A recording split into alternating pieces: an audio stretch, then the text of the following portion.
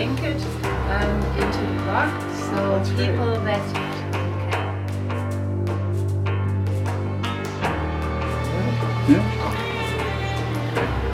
Thank you.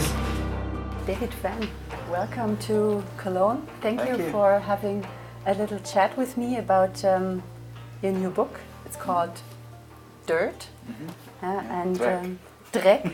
Yes, and actually it's such a cruel story. And you're such a nice guy. How come such a nice guy writes such cruel stories? Yeah.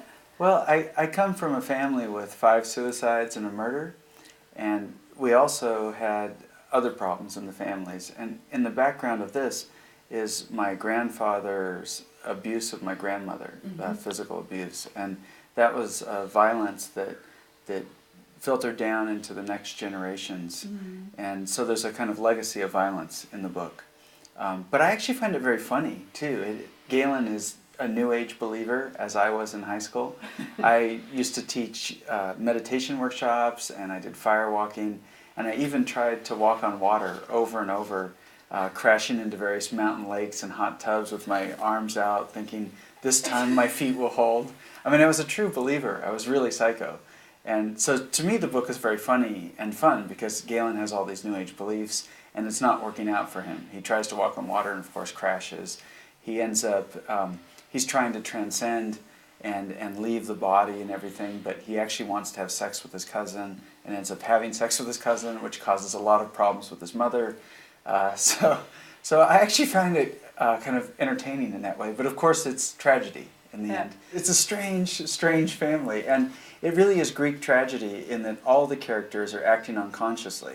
They don't know why they're doing what they're doing. She doesn't really know what high tea means or why she's doing that. And she's keeping her son Galen as a kind of surrogate husband, and also trying to punish her father through punishing her son. So yeah, it's very strange, all the interactions between them. There's also lots of psyche, lots of trauma, and resulting from it also lots of fights, inner fights and outer fights. Right. Yeah, they actually have fights at dinner where Galen's aunt punches him and then tackles his mother. You know, it becomes big-time wrestling at the dinner table. Yeah. And I don't know, it's what my family is like. That's what this family ends up becoming. My family, of course, is much better than what happens there. But the conflicts in the book, I started to realize that it's really about how philosophy can lead to brutality.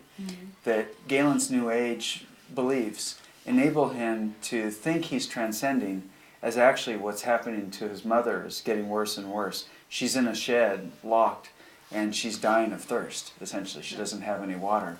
And this is a consequence of all these other sort of fights. When the aunt is punching him and they're fighting at the dinner table, they're fighting over the inheritance, fighting over the money in the family. Yeah, it's a lot about destructive love. Yeah.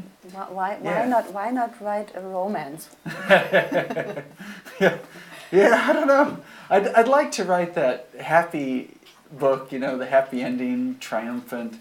But I come from a family with so much tragedy, and I actually find tragedy reassuring to read because it takes all of the conflict in our lives and makes it meaningful and coherent, makes it all fit together.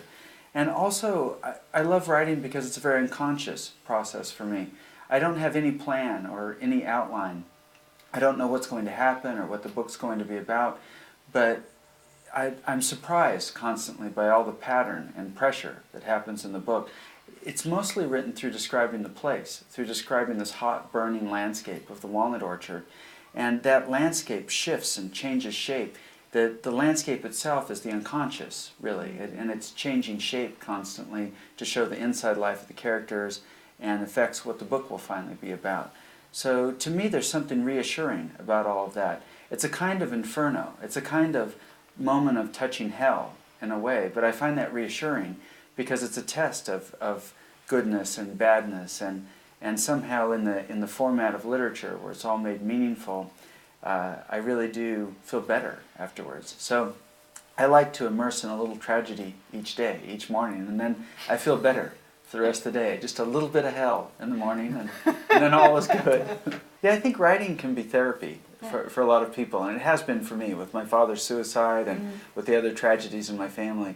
But at the end, it also has an aesthetic goal to try to create the beautiful, to transform the ugly into the beautiful, and that's what makes it different than just therapy.